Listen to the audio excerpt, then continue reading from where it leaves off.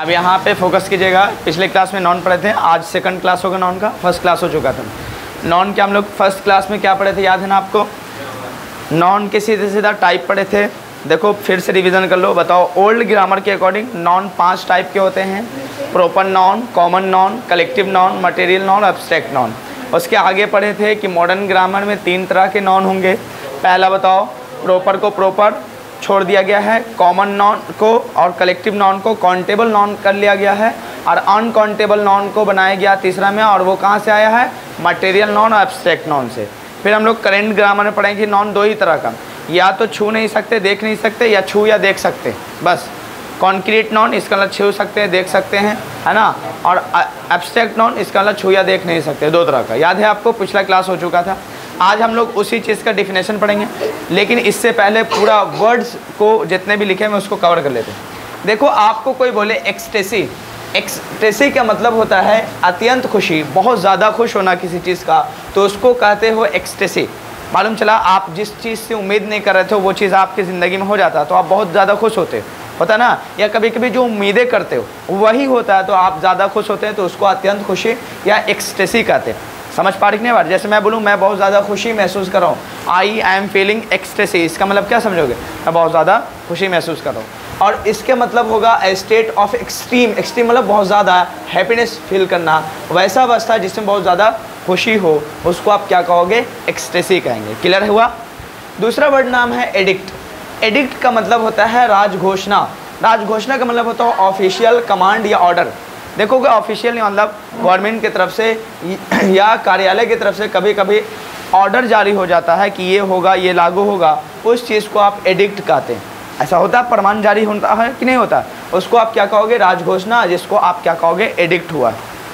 Clear हुआ? Edit, अगर मैं यहाँ से सी हटा दूँ, सिर्फ एडिट कहूँ, तो इसका मतलब होता है एडिट करना, नकल करना, है ना, किस चीज़ में सुधार करना। और एडिक्ट कह दिया तो राजघोषणा, इसका मतलब ऑफिशियल कमांड, ऑफिशियल ऑर्डर है, और ऑफिशियल आदेश का हो, कार्यालय का आदेश को आप क्या कहोगे? राजघोषणा या एडिक्ट कहेंगे। क्लियर है? पहला बताओ, एक्सटेसी का मतलब वेरी हैप्पी, जिसको बहुत खुश कहते हो। एडिक्ट का मतलब क्या होता है? राजघोषणा, कई जगह पे फरमान जारी होता है ना लिखित में, उसको आप कहते हो। एडिफाई का मतलब होता है शिक्षित करना, वैसा जैसे स्पिरिचुअली, स्पिरिचुअल रूहानी तौर पर आत्माओं को समर्पित करने के लिए, जिसमें आपका आत्मा दम समर्पित हो जाए कि हाँ सच में ये चीज़ हुआ है और ये चीज़ गलत है, उस चीज़ की शिक्षा को आप एडिफाई कहेंगे। एडिफाई, अगर आप कहोगे एजुकेट, एडुकेट का मतलब भी होता है किसी चीज़ को शिक्षित करना, और एडिफाई का मतलब भी होता है शिक्षित करना, लेकिन दोनों में बहुत फ़र्क है। एक एडुकेट का मतलब होता है सीधा शिक्षित करते हैं, उसमें कोई मॉरली और उससे कोई मतलब नहीं होता है। और एडिफाई का मतलब होता है शिक्षित करना, खास तौर पर नैतिक व आध्यात्मिक विकास के लिए। यानी आप एडुकेट किया जा रहा है आपको, लेकिन मॉरली और स्पिरिचुअली है, जिसमें आपकी इंसानियत का भाव नज़र आए कि सच में क्या लेना चाहिए मुझे डिसीजन, वो टाइप का होता है ना। इस टाइप का आपको शिक्षा देनी चाहिए, जिसमें आपको यहाँ से निकलने बाद लगे कि क्या सही है क्या गलत है। स्पिरिचुअलिटी होती है आध्यात्मिक के क्षेत्र में कि लगना चाहिए कि सच में क्या गलत है, क्या सही है, और क्या हमारे लाइफ में आने वाला उसको को हम लोग कैसे डील करेंगे। इस तरह की शिक्षा को आप एडिफाई कहेंगे। क्लियर है? कोई दिक्कत तो नहीं है? चलो, एडिफाई का मतलब होता है एडुकेट करना, एडुकेट भी इसका साइनोनिम्स हो सकता है। क्लियर है? एडुकेट का मतलब क्या होता है? शिक्षित करना, और एडिफाई का मतलब भी शिक्षित करना होता है, लेकिन खास तौर पे किसी चीज़ को स्पिरिचुअली या आध्यात्मिक रूप से विकास करने के लिए, या नैतिक रूप में जिसमें इंसानियत झलके कि सच में आपके अंदर इंसानियत डेवलपमेंट होने लगे, तो उसको आप एडिफाई कहोगे, उस टाइप की शिक्षा। आप होता है एक एरी। एरी का मतलब होता है डरावना। आप कहीं ऐसे देखोगे हॉरर मूवी आता है ना कभी कभी, हॉरर टाइप का, उसको आप क्या कहोगे? एरी कहोगे। एरी मतलब होता है डरावना। वियर्ड मतलब होता है बड़ा अजीब टाइप का। वियर्ड मतलब क्या समझोगे? अजीब टाइप का। एरी का मतलब क्या समझोगे? डरावना। जो अजीब टाइप का होता है ऑटोमेटिक डरावना लगेगा। और स्ट्रेंज, स्ट्रेंज का मतलब होता है वो भी अजीब, अजनबी टाइप का। इन अ फ्राइटनिंग वे, मतलब ऐसा जो अजनबी टाइप का हो और बहुत फ्राइटिंग हो, डरावना हो। फ्राइटन का मतलब ये होता है डर, भावना, ठीक ना। तो वैसा चीज़ जो बड़ा अजीब टाइप का हो, बहुत विचित्र टाइप का हो, वो देखने में बड़ा डरावना लगता हो, उसको आप एरी कहोगे, हॉरर कहेंगे। क्लियर है? कोई दिक्कत तो नहीं है? चलिए, एक और वर्ड है, नाम है इफेस। इफेस का मतलब होता है मिटा देना, वाइप आउट करना, जिसको आप कभी कभी कहते हो रब करना। रब मतलब क्या होता है? मिटा देना। ऐसा देखा कि नहीं? इरेज आपने देखा होगा, इरेजर इसी से बना है। इरेज का मतलब भी होता है मिटा देना। ऐसा देखा कि नहीं देखा? वाइप आउट का मतलब होता है मिटा देना, इफेस का मतलब होता है मिटा देना, रब का मतलब इरेज का मतलब, सबका मतलब क्या होगा मिटा देना। इफेक्ट का मतलब होता है परिणाम, रिजल्ट जिसको कहते हैं, होता ना कभी कभी आपका रिजल्ट घोषणा होता है, उसका मतलब होता है परिणाम। इफेक्ट का मतलब होता है वही असर जिसको आप कहते हैं, असर या परिणाम, ठीक है ना। कहते हो ना इसका असर ठीक नहीं, इसका परिणाम ठीक नहीं, खाने के बाद ठीक नहीं लगता, असर इसका ठीक नहीं होता ना कभी कभी, उसको आप क्या कहो इफेक्ट कहोगे। नाम है एफिमिनेट। एफिमिनेट का मतलब होता है औरतना, औरत वाला गुण जिसको औरतना गुण कहते हो। हैविंग वुमेन ली ट्रेड्स, कई ऐसे इंसान हैं देखोगे उनमें औरत वाला गुण आता है, तो उस चीज़ को आप क्या कहोगे एफिमिनेट कहोगे। जैसे मैं कहूँ ही हैज़ एफिमिनेट, इसका मतलब उसके अंदर औरत वाला गुण है, औरताना गुण है, ठीक है ना। अब आओगे इफीट। इफीट का मतलब होता है कमज़ोर, जिसको आप क्या कहोगे वीक कहते हैं, क्लियर है। और जिसको आप वीक एंड विदाउट पावर कहते हो, जिसका मतलब कमज़ोर तो है लेकिन बिना पावर के भी है। एक और है एफिगी। एफिगी का मतलब होता है पुतला, a model of representing someone dummy, मतलब ऐसा मॉडल करना जो मतलब नाटक टाइप का हो, वो ओरिजिनल ना हो, एकदम कॉपी टाइप का, उसको आप क्या कहोगे एफिगा हो, एफिगी कहेंगे, क्लियर है। कोई दिक्कत तो नहीं, इतनी वर्ड याद हो गई, बोलो एक बार। तो हम लोग कहाँ तक हो जाएगा था बताओ। एक्सटेसी का मतलब क्या बताएंगे, अत्यंत खुशी। एडिक्ट का मतलब राज घोषणा, मतलब जो फरमान जारी होता है। एडिफाई का मतलब अच्छा। एरी का मतलब डरावना। इफेस का मतलब मिटा देना। इफेक्ट का मतलब परिणाम या रिजल्ट असर। इफिमिनेट का मतलब औरतनानो गुण वाला होना, औरत वाला गुण जिसमें महिला वाला गुण आ जाए किसी चीज़ के अंदर। इफीट का मतलब क्या होता है कमज़ोर, वीक, या फिर पावर में विदाउट पावर हो, जिसके अंदर शक्ति ना हो इसीलिए वो कमज़ोर हो, उसको आप क्या कहोगे कमज़ोर इफीट। यानी कमज़ोर तो है और उसके पार पावर भी नहीं, विदाउट पावर है, क्लियर है। ऐसा होता है ना कभी कभी। चलिए आगे है एफिगी, इसको क्या कहोगे एफिगी। चलिए सुनो, चलो एफिजी इसको पढ़ें, जी वाई होता है कहीं कहीं पे। चलो एफिजी का मतलब होता है पुतला। एफिजी का मतलब क्या समझोगे पुतला। आप कहीं जगह पे देखोगे पुतला, उसको आप क्या कहोगे आज से, हाँ पुतला को आप सीधा सीधा आइडल भी बोल सकते हो। क्या कहोगे आइडल। देखो आइडल होता है एक और IDLE, एक होता है IDOL, ये दोनों में अंतर है। IDOL का मतलब होता है मूर्ति वाला काम, मूर्ति पूजा होता है ना, उसको आप आइडल कहते हो। एक आइडल मतलब होता है बेकार में ऐसे ही बैठना, होता ना खाली समय में ऐसे ही टाइम वेस्ट करना, आइडल उसको कहते हैं, क्लियर है। होता ना कभी कभी आपके लाइफ में या आपके 24 घंटे के टाइम में कभी ऐसा होता है जिसमें आप खाली बैठे होते हो, उसको आप क्या कहोगे आइडल कहेंगे, क्लियर है, फ्री टाइम। और आइडल मतलब क्या होगा ये वाला, इसका मतलब मूर्ति। और एफिजी का मतलब क्या समझोगे पुतला, आ मॉडल रिप्रेजेंटिंग समवन डमी, इसका मतलब बताए भी थे कि वैसा मॉडल जिसमें मतलब ओरिजिनल ना हो, उसका कॉपी करके बनाया जाता है कि वैसा दिख रहा, तो उसको क्या कहोगे पुतला ही तो कहते हैं। कहीं जगह पे देखा ना पुतला जलते हुए, हाँ तो उसको आप क्या कहोगे आपसे एफिजी का नाम, क्लियर है। अब है चलो एफ्लूवियम। एफ्लूवियम का मतलब होता है बदबू, जिसको बैड स्मेल कहते हो। नॉक्सियस स्मेल, नॉक्सियस का मतलब ये होता है जो सूंघने के काबिल ना हो, बहुत गंदा स्मेल होता है, उसको बैड स्मेल कहते हो। चलो एफ्लूवियम, एफ्लूवियम का मतलब क्या होता है बदबू, जिसको नॉक्सियस स्मेल कहते हैं, क्लियर है, जो सूंघने के लायक नहीं, सूंघने पे आपको बदबू फील होता हो। अब ये है एफरेंट्री। एफरेंट्री का मतलब होता है अत्यंत असामान्य। असामान्य मतलब होता है एक्सट्रीम र्यूडनेस, मतलब आपने कभी ऐसे इंसान को देखा हो जो बिल्कुल र्यूडनेस होता है, बिल्कुल लहजा उसका ख़राब होता है, ऐसा देखा ना, बड़ा र्यूड किस्म का इंसान होता है, उसको आप क्या कहोगे एफरेंट्री कहोगे। एफरेंट्री का मतलब क्या समझेंगे अत्यंत असामान्य, मतलब बिल्कुल अलग हो, हर चीज़ पे र्यूड होता हो, चिढ़ापन उसको आ जाता है, उसको आप क्या कहोगे एफरेंट्री। ऐसे कई सोसाइटी में लोग मिलते कि नहीं मिलते हैं, उसको आप क्या कहोगे एफरेंट्री। देखो ये तीन जो वर्ड है शायद आप में नहीं आ रहा हो, तो यहाँ से हम लोग कट कर लेते हैं एफरेंट्री, और यहाँ पे मैं लिख लेता हूँ। देखो इसके बाद है इगलिटेरियन, क्या नाम है इगैलिटेरियन, इगैलिटेरियन, इगैलिटेरियन, ठीक है ना, वहाँ देखना ये वाला है इगैलिटेरियन। इगैलिटेरियन, इगैलिटेरियन का मतलब क्या होता है सुनो, इगैलिटेरियन का मतलब होता है समतावादी। समतावादी का मतलब सब लोग इक्वल समान हो, ऐसा सोच रखने वाले को आप इगैलिटेरियन कहोगे, समझ पा रहे हैं। इसका मतलब देखोगे ट्रेन में आप कभी सफ़र करो तो ट्रेन भी कई तरह का होता है, अभी देखोगे ट्रेन का कभी बॉगी होता है, कहीं 3-4 तरह का होगा, एसी बॉगी होता है, तो कभी स्लीपर, कभी जनरल वाला काम, ऐसा देखा। कहीं ऐसे हो गए जो मतलब जनरल एक तरह का होगा, किसी में कोई बॉगी अलग नहीं होगा, सब बॉगी एक तरह का होगा, होगा कि नहीं होगा? गरीब आदमी हो, अमीर आदमी हो, सब एक तरह से एक ही मतलब बॉगी में बैठ के जाएगा, सबका बॉगी का सब कुछ सीट वीट सब सेम। ऐसा देखा? कहीं ऐसे ट्रेन है जिसका बॉगी बिल्कुल अलग अलग, कोई एसी है, कोई एसी में भी थर्ड एसी, सेकंड एसी, तो first AC, first class, second class, third class, ऐसा एसी के अंदर में देखा होता है कि नहीं? फिर होगा स्लीपर, तो फिर आएगा सेकंड क्लास स्लीपर वाला केस होता है ना, इसके अंदर फिर आता है जनरल। ऐसा देखा है? तो हर तरह का ऐसे इंसान जिसको मतलब होता है कि सब एक तरह का हो, कोई मतलब छोटा बड़ा महसूस ना करे, उस इंसान को आप इगैलिटेरियन कहोगे। इगैलिटेरियन का मतलब होता है समतावादी, believing all people are equal. उसको भरोसा होता है कि सब लोग क्या होते हैं, बराबर होते हैं, कोई छोटा बड़ा नहीं होता, उसको आप क्या कहोगे? इगैलिटेरियन। क्लियर है? इगैलिटेरियन का मतलब क्या समझेंगे आप? समतावादी। इसके अलावा सब लोग बराबर हैं ऐसा सोच रखने वाले को इगैलिटेरियन कहना। क्लियर है? इसके अलावा जैसे पैसेंजर गाड़ी चलता है कि सब एक तरह से, अमीर हो गरीब हो सब देखोगे, ऐसा होता है ना कि मालूम चला कोई 2-2 टिकट कटा लिया और फिर ट्रेन में बैठे। ऐसा देखा? पैसेंजर ट्रेन की बात करो और कहे कि मेरे पास 2-2 ट्रेन है, सॉरी 2-2 टिकट है, और ट्रेन में जाके मालूम चलो ऑलरेडी सीट फुल है, होता है कि नहीं? और मजदूरी आदमी एकदम सीट पे अपने बैठा हुआ है और टाई वाई कोट लगा के कोई आ जाए और कहे उठो, क्या उठ सकता है वो? कहे कि सब बराबर, कोई छोटा मोटा, जो पहले से लूट लिया उसी का। ऐसा देखा है समाजवादी वाला केस में? होता है कि नहीं होता?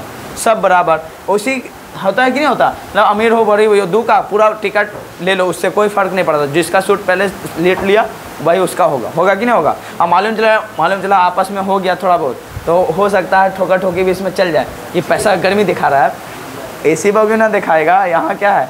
यहाँ सब समाजवादी वाला केस है, समानता। तो ऐसे इंसान को आप क्या कहोगे? इगैलिटेरियन। इगैलिटेरियन का मतलब होता है जिसमें बिलीव होता है कि सब इंसान बराबर, कोई छोटा बड़ा नहीं होता। चलिए, इसके बाद इगैलिटेरियन के बाद आपका जो वर्ड है यहाँ पे देखो, एग्रेजियस है। क्या नाम है? एग्रेजियस। एग्रेजियस का मतलब क्या होता है? ठीक है, एगैलिटेरियन हो गया।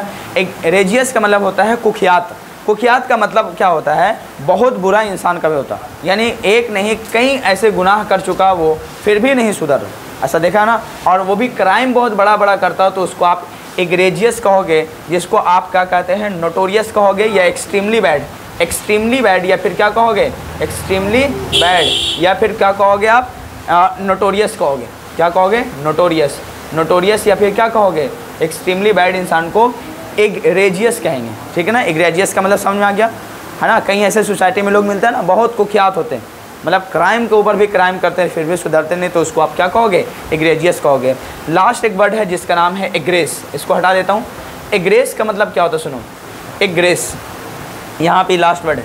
एग्रेस का मतलब क्या होता है? यहाँ पे देखिए, एग्रेस का मतलब होता है निकासी। कई जगह पे देखोगे एग्जिस्ट पॉइंट बनाए थे एग्जिट होने के लिए, है ना, कि आप यहाँ से निकासी ले सकते हैं, तो उसको आप क्या कहोगे? एग्रेस। एग्रेस का सीधा मतलब होता है एग्जिट हो जाना, निकल जाना, निकासी या बाहर की ओर, टुवर्ड्स आउटसाइड।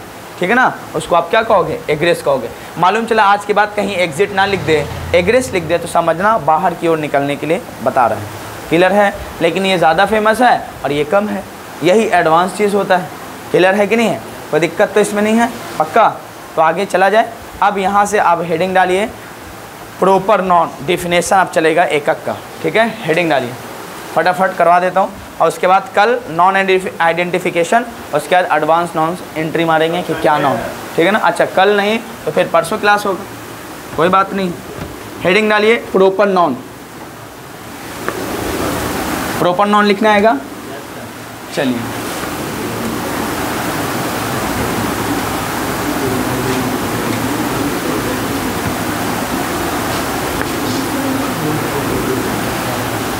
लिखिए प्रॉपर नॉन। एकदम बेसिक से चल रहे हैं। पिछले क्लास में हम लोग, सेकंड क्लास आज है नॉन का। प्रॉपर नॉन हेडिंग डालिए। हाँ, प्रॉपर नॉन। ठीक है, हेडिंग डालिए प्रॉपर नॉन। लिखोगे प्रॉपर नॉन किसको कहते हैं बताओ? The noun which shows the noun which shows any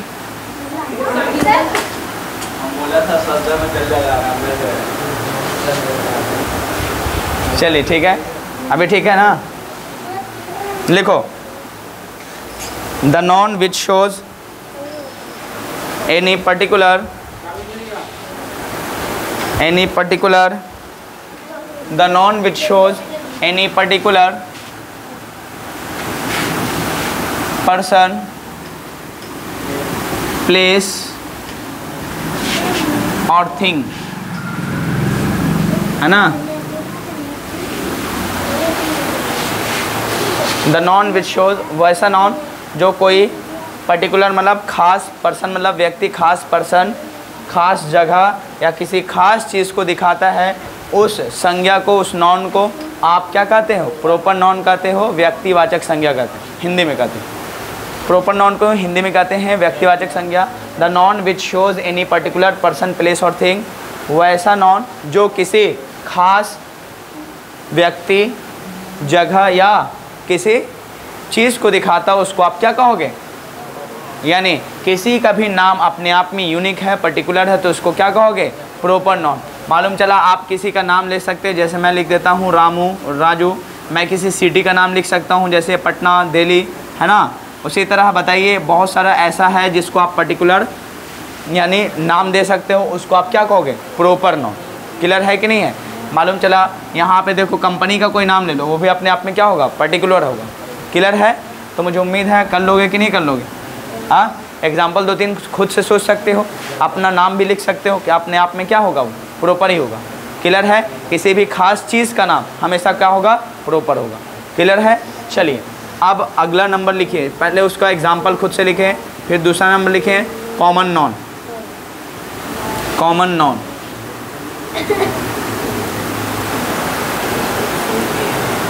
example लिख लीजिए। मैं किसी देश का नाम भी लिख सकते हैं जो अपने आप में प्रॉपर होगा। इंडिया, अमेरिका, ये सब क्या होगा? प्रॉपर नॉन की कैटेगरी में होगा। किसी कंपनी का नाम होगा ना, ETC कर लीजिएगा वहाँ, ETC। ठीक है। अब आइए कॉमन नॉन लिखोगे। The noun which does not show any particular person, place or thing, but it shows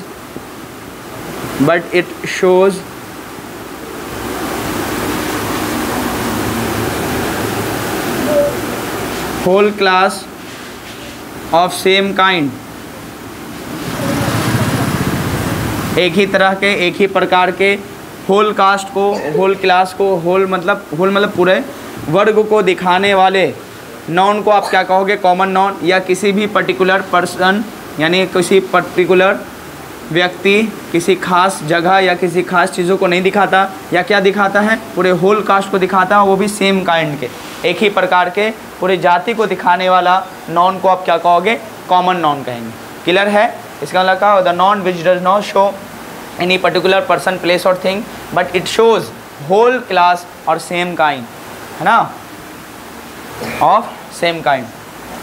अब खुद बताइए, जैसे मैं लिखूं बॉय, ये सब क्या होगा? कॉमन नॉन की कैटेगरी में पूरे होल जाति को दिखा रहे, कोई सी खास लड़के को दिखा नहीं रहा। जैसे उसी तरह मैं लिख सकता हूँ गर्ल, बताइए कॉमन नॉन होगा कि नहीं होगा? पक्का ना? तो क्या आप खुद से सोच सकते हो? बोलिए। टीचर कॉमन नॉन होगा कि नहीं होगा? होगा ना, पूरी जाति को दिखा दिया। बताइए डॉक्टर कॉमन नॉन की कैटेगरी में जाएगा कि नहीं जाएगा? बताए लॉयर हो सकता है कि नहीं हो सकता? कोई खुश ETC कर लीजिएगा। ठीक है ना, जल्दी से इसको कॉपी कीजिए। फिर तीसरा नंबर में लिखिए कलेक्टिव नॉन। तीसरा नंबर में लिखो कलेक्टिव नॉन। तीसरा नंबर में लिखें कलेक्टिव नॉन। तीसरा नंबर लिखें कलेक्टिव नॉन।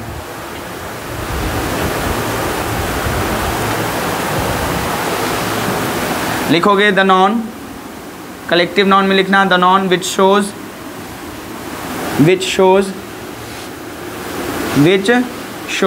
जो दिखाता है, the noun which shows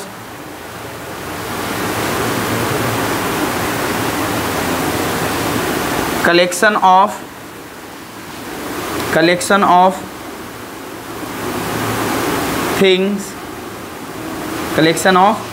things और ग्रुप्स, या ग्रुप्स को दिखाता है, समूह को दिखाता है। और groups, the noun which shows collection of things और groups is called collective noun, is called collective noun, is called collective noun. यहाँ से भी आप लगा सकते हो इज कॉल्ड कॉमन नॉन, ये वाला में, और इसमें आप लिख सकते हो इज कॉल्ड प्रॉपर नॉन, ठीक है ना। पहले में है प्रॉपर नॉन किसको कहोगे, the noun which shows any particular person place और thing is called proper noun. दूसरा common noun, the noun which does not show any particular person place और thing but it shows whole class और of same kind is called common noun. तीसरा है collective noun, the noun which shows collection of things और groups is called क्या कहोगे, collective noun. अब बताइए जो समूह में पाए जाते हैं उसको आप क्या कहोगे, कलेक्टिव, या कलेक्शन होंगे एक तरह से गैदर्ड होंगे इकट्ठे, तो उसको आप क्या कहोगे, कलेक्टिव नॉन। जैसे मैं कहूँ सीधा सीधा बेबी, BE पहला लिख सकते एग्जाम्पल में, बेबी नया वर्ड है, चलो मैं कुछ नए वर्ड को एग्जाम्पल ले सकता हूँ। बेबी का मतलब होता है खूबसूरत लड़कियों का क्या होता है, समूह, समझ पा रहे, या छोटी लड़कियों का समूह ग्रुप होता है। उसी तरह आप क्या कर सकते हो, जूरी, जूरी मतलब होता है कलेक्शन ऑफ जजेस, जज का ग्रुप को आप क्या कहोगे, जूरी कहोगे। उसी तरह क्लास, क्लास मतलब होता है कलेक्शन ऑफ स्टूडेंट्स, स्टूडेंट के ग्रुप या कलेक्शन को आप क्या कहोगे, क्लास कहोगे, ठीक है ना, कोई दिक्कत तो नहीं है। आर्मी आप कह सकते हो, आर्मी आज कलेक्शन ऑफ सोल्जर, होगा कि नहीं होगा, क्लियर है, कोई दिक्कत तो इसमें नहीं है, पक्का। तो आप बताइए, सोच सकते हैं और बहुत सारे जो ग्रुप में होते हैं, पक्का बोलिए। तो आप जल्दी से इसको कॉपी करें। बाकी हम लोग इसके एडवांस में पढ़ेंगे कि कई ऐसे चीज़ हैं जो मतलब कलेक्टिव नॉन है, सिंगुलर प्लूरल दोनों होते हैं। हम लोग एग्जांपल जब एडवांस में पढ़ेंगे तो अभी पढ़ाएंगे कि बताओ एक ज़माने में कलेक्टिव नॉन पढ़ाए थे, तो ये बताएंगे आगे चल के ये सिंगुलर प्लूरल दोनों की कैटेगरी में लिखे जाएंगे, क्लियर है। तो इसको आप कॉपी कीजिए, ठीक है ना। आप चलो ठीक है इतना।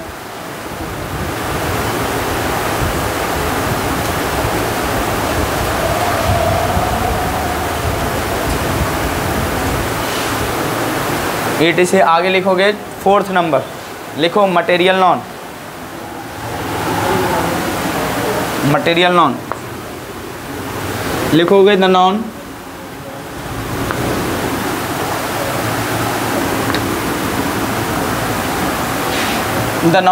विच can not be counted, the noun which can not be counted. देखो एग्जाम्पल में 4th नंबर में क्या लिखे आप, मटेरियल नॉन है ना, material non, the noun which can not be counted,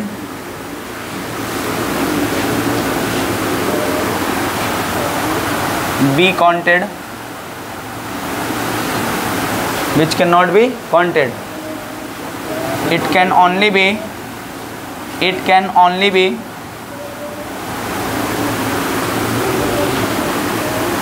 weighed or measured, weighed or measured, weighed और measured। इसका मतलब इसको नापा या सिर्फ तौला जा सकता है, इसको काउंट नहीं किया जा सकता। इसका डिफिनेशन है पहला। दूसरा इसका डिफिनेशन इस तरह से कहा था, सीधे सीधे से कहा था, is called material noun, is called material noun, ठीक है। दूसरा ऐसा भी हो सकता है, the noun which is made of, चलो लिख लो, the noun which is made up of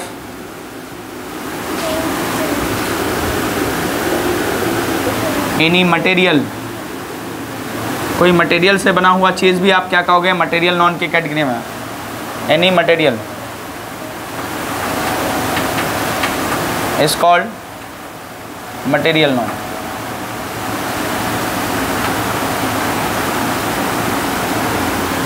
ठीक है ना। अब देखो जितने भी आप खाने पीने के चीज़ आप ग्रोसरी में जाके खरीदते हो, सब 90% केस में वो हमेशा क्या होता है, मटेरियल नॉन की कैटेगरी होती है, ठीक है ना। जैसे बताइए ये भी कोई ना कोई मटेरियल ही है, ऑयल है ना, किसी चीज़ से ही बना, बताओ। उसी तरह क्या बताओगे, राइस बनाओगे, बताओ पल्स, दाल जिसको आप कहते हो, ऐसा देखा कि नहीं देखा। चलिए और एग्जांपल आप ले सकते हो खुद से, जिसको आप काउंट नहीं कर सकते हैं, है ना, या तो नाप या तौल करके बेच सकते हैं, उसको आप सीधा सीधा मटेरियल नॉट की कैटेगरी में जाओगे, या वो किसी मटेरियल से बनाओ। जैसे दही किससे बनता है? दूध के ही, अगर दूध ना हो तो दही ना हो।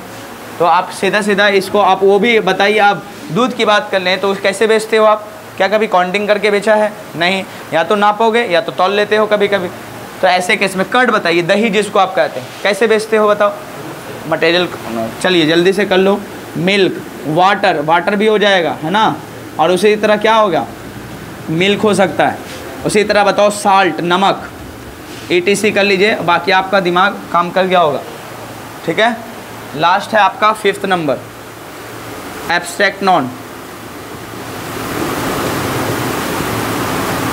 सब बेसिक बातें हैं, बचपन में ही कई लोग पढ़े होंगे, लेकिन फिर से मैं रिवीजन करवा दे रहा हूँ। ठीक है ना। एब्स्ट्रैक्ट नॉन बताओ पेट्रोल कहाँ जाएगा? यहाँ मटेरियल नॉन की कैटेगरी में आएगा। पेट्रोल, डीजल होगा ना। चलिए एब्स्ट्रैक्ट नॉन लिखिए। आप खुद से 2 4 10 एग्जाम्पल खुद सोचेंगे इसके बारे में, नए नए वर्ड। देखो एब्स्ट्रैक्ट नॉन उसको कहते हैं जिसमें सिर्फ आप महसूस कर सकते हो, छू या देख नहीं सकते। समझे कि नहीं समझे? भाववाचक संज्ञा जिसको कहते हो। क्लियर है? चलिए द नॉन देखो, इसका एग्जाम्पल लिख लो। The noun which can not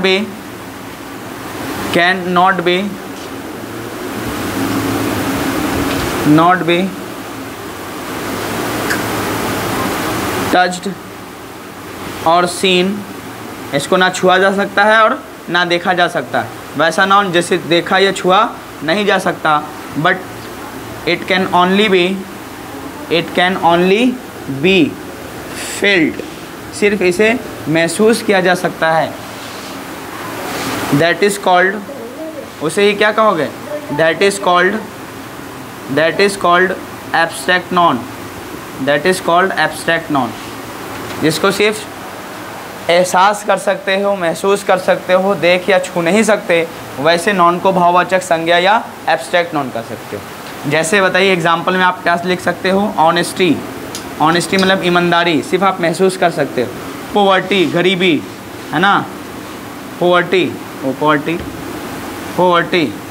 है ना, गरीबी। डिसऑनेस्टी, ब्यूटी, सुंदरता जिसको आप कहते हो, ब्यूटी। क्या देखा है? सिर्फ महसूस करते हैं, समझना कि ब्यूटी किसी ने देखा है, रियलाइज़ करते हो आप। समझे कि नहीं समझे? पक्का? बताइए नॉलेज, क्या किसी ने देखा है नॉलेज की कैसी कलर होती है?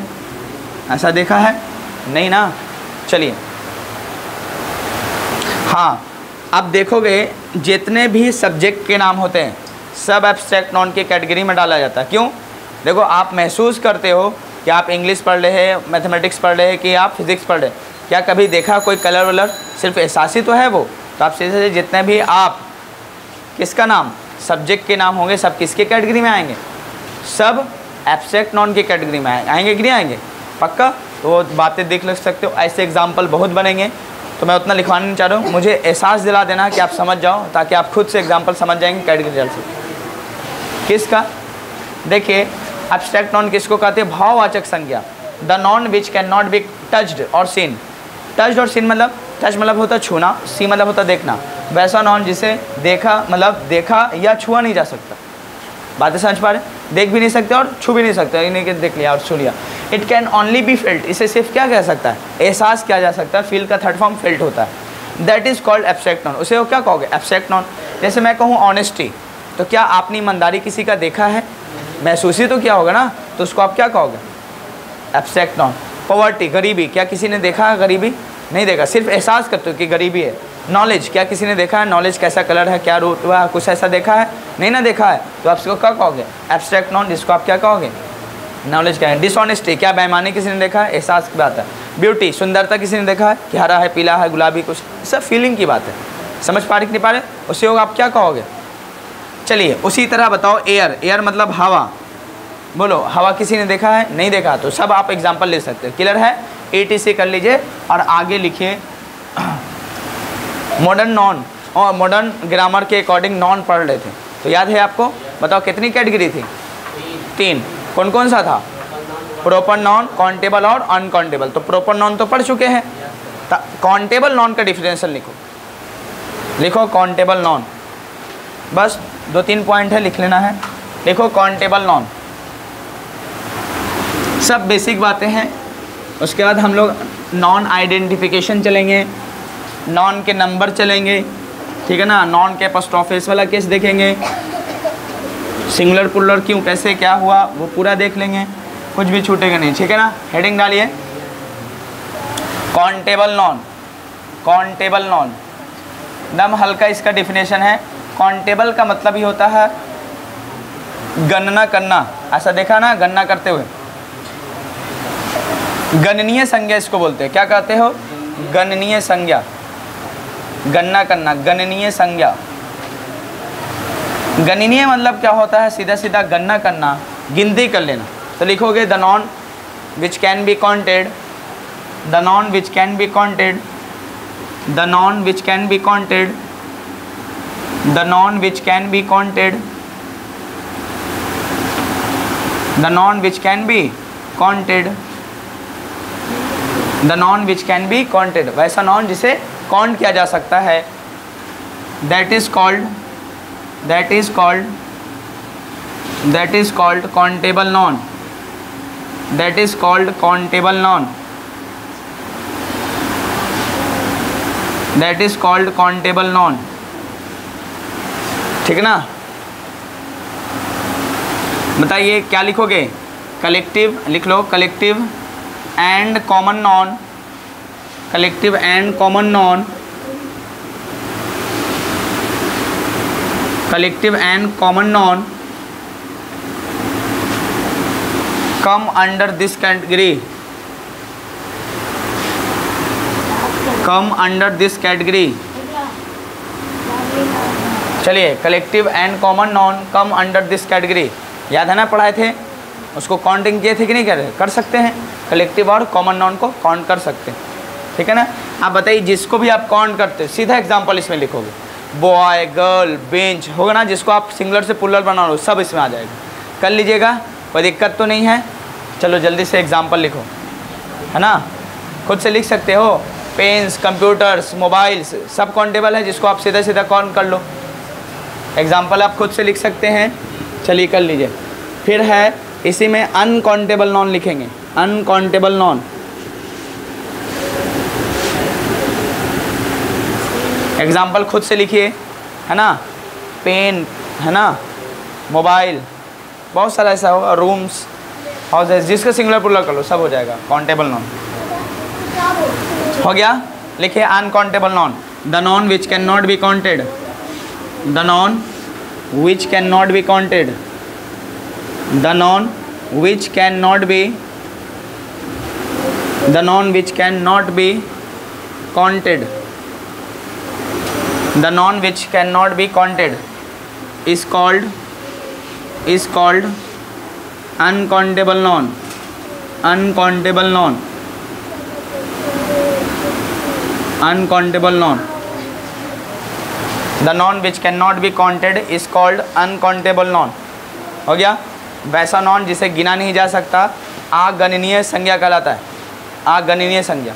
हो गया, आप खुद से क्या सोच सकते हो, अच्छा लिख लीजिए इस पे भी, मटेरियल, क्या उसको आप काउंट नहीं करते, देख लो, है ना, material and, material non and abstract non, abstract non, abstract non come under this category, come under this category, under, come under this category.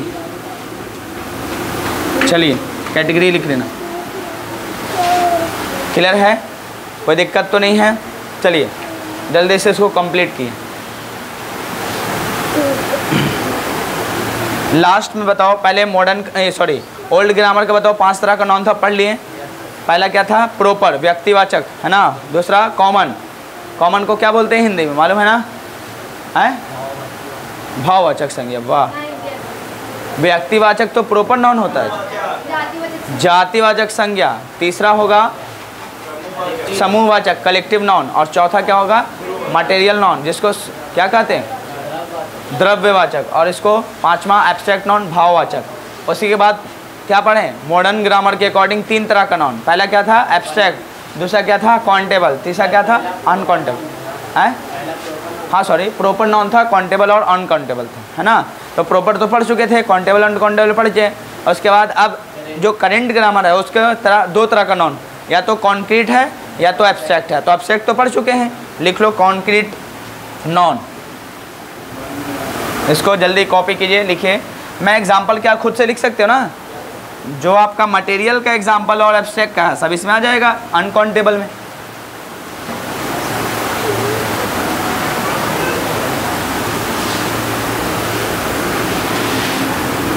चलिए हेडिंग डालिए, कॉन्क्रीट नाउन। मॉडर्न ज़माने में कॉन्क्रीट नाउन, सॉरी करेंट ज़माने में concrete noun क्या होता है देखना। The noun which can B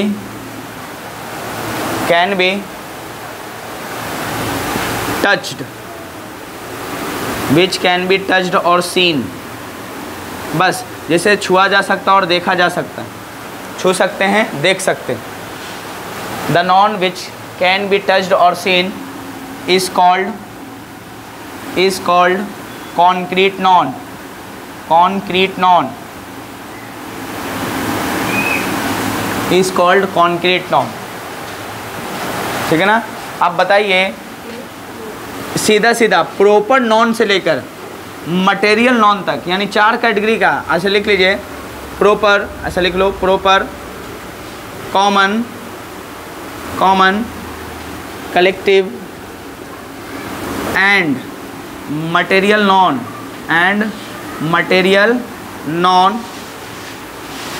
come under this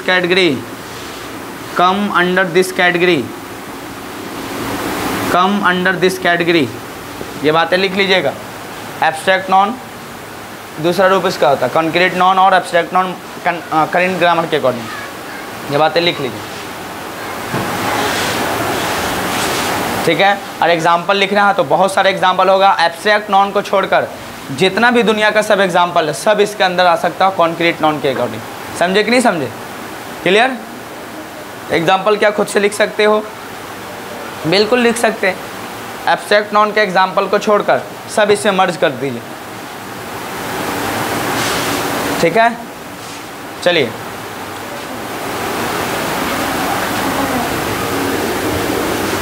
कल से थोड़ा आपका क्लास जो होगा थोड़ा पूछताछ हो जाएगा बेसिक का।